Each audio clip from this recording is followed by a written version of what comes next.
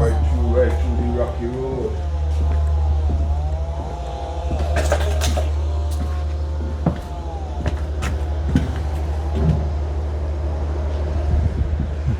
Yeah. That's it. Yeah. New desk, chairs. Tell them a couple of years ago, I told them we need to move to PVC desk. PVC material for the desktop then, because the wood. Morning, ladies. How are you doing? Why, hanging in there. We're doing our best, pushing ahead.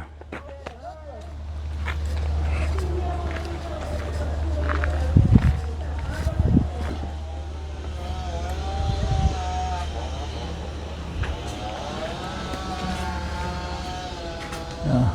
You can see along here, devastation and damage. Yeah.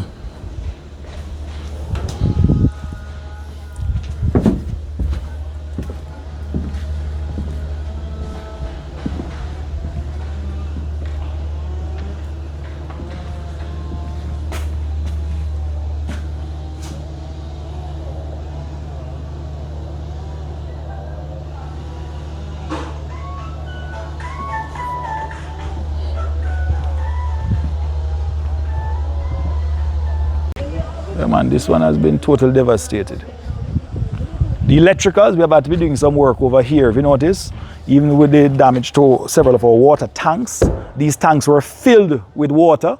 We tethered them to the roof. It pulled up the concrete. Yeah, when it could not push it off, it pulled off the concrete, snapped the things and pushed them off. So we lost several 1,000 gallon water and our electricals, as you can see right here, we would have had sustained significant damage to large percentage of our electrical infrastructure at the school. So we have decided climate proofing is what we have to do, a lot more of that. And so there's a broader plan to ensure that the school is ready for the next one.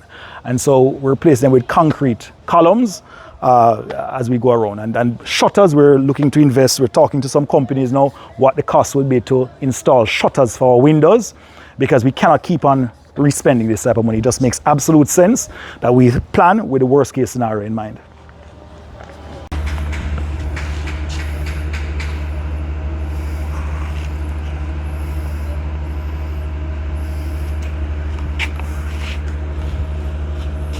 I lost solar and everything from there.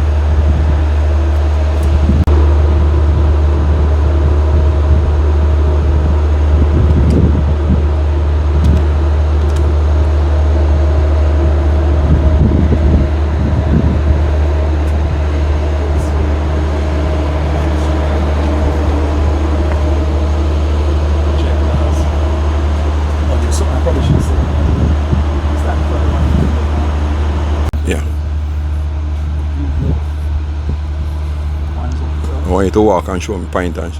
Yeah.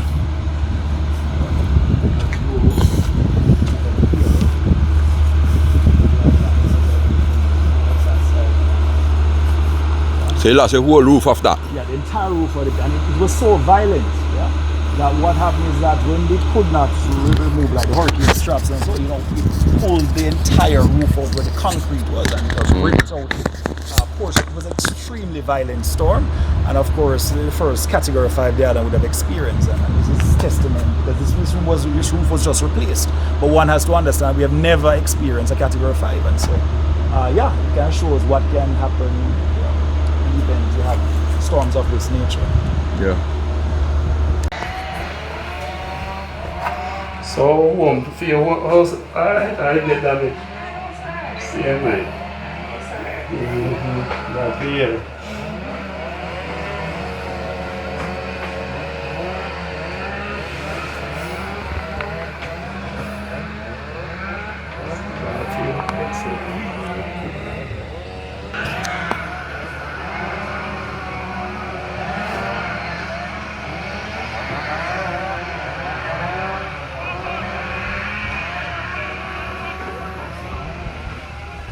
See Black River Peak, you know, that's why I mash up.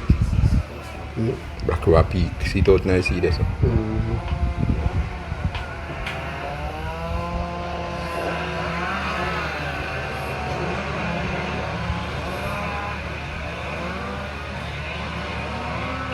Black River behind the hill.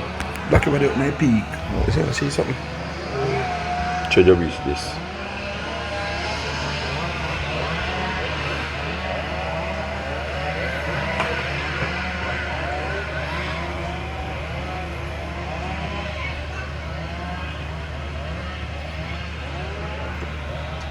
Great Bay. So you're saying you're doing something for other schools too? Right. What we have been doing is to have a discussion with some of our colleague principals who may have students in the most adversely affected communities, and we're seeking, of course, first of all, to bring in our students. I mentioned our 5th and 6th formers, and those will be boarders, but we're also bringing in students who are day boys who cannot afford to board, and we're working very closely with the Munro College Old Boys Association. I want to really thank them. It's really an adopt a boy program, and so we have cost each the cost to have each boy here per month, and we're ensuring that we work with them to support those students, to ensure that they have lunch, that they have 3 square meals a day, and to also ensure that where they need books or other equipment and material, that they're able to get it, to get them through this very tough time. They have been through a deeply traumatic situation with the passage of hurricane, and so we want to ensure we can provide as much support as possible. We're also doing psychosocial sessions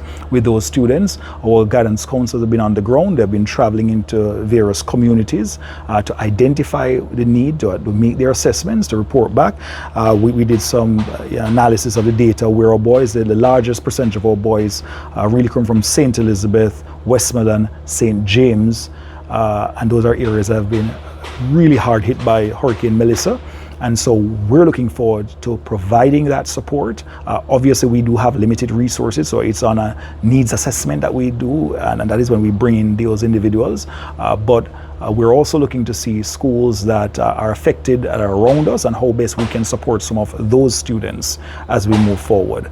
But it needs an all hands on deck approach right now. I think the scope of the devastation, I don't think any one agency can manage this. It is really calling on Jamaicans to do their part. And I make a special appeal, much as I did at a JAPS meeting, Jamaica Association of Principal Secondary School meeting at St. George's recently, which I met with several principals and made an appeal that we give support, and they really came out in force and mobilized a lot of support among their various associations, PTAs, and their alumni association to get support into these communities. We can't just feel sorry for people in this situation. We must be roused to action.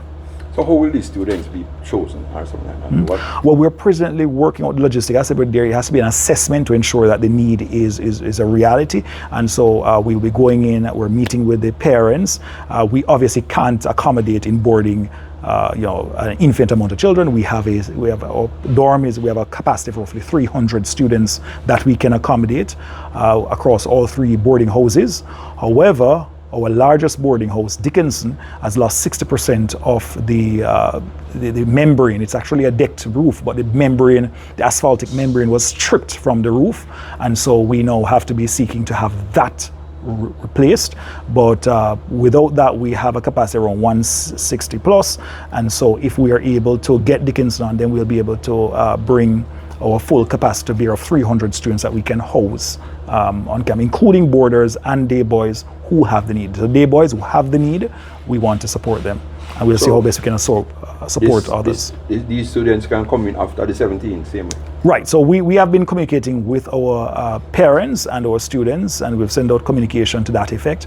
And so it's really on a phased basis. So we're looking at our 4th formers. The closer they are to the external exams, we're focusing on those groups. So of course the emphasis right now is our 5th and our 6th formers, and then we move next. The next group we're hoping to get in the following week is our 4th formers, and so on and so forth. All right, thank you. Yeah. Dr. Mark Smith, principal of Munro College. What I have walked away from this experience, really ruminating on, really reflecting on, is the need for us to understand that, with the superheating of our oceans, these weather phenomena, similar to Melissa, will not be an obscure occurrence that happens every 18 or 30 years. We have to begin to climate-proof our buildings. And our schools, many of them are shelters. I visited several shelters that were leaking when we were delivering meals through Mercy Chef. What it really requires us to do is to have a rethinking and reimagining of what our schools need to be able to withstand some of these more powerful hurricanes. We just replaced many of our roofs, and many of them went. We have to look to ensure that they're able to stand up to Category 5 hurricanes and even beyond. We have to also ensure that where possible we slab the buildings. We have to look at some of those traditional roof designs that seem to work and be able to stand up to higher winds. One of our oldest buildings on campus, what we call Carter House, which houses teachers, that building is probably over a century plus old, right?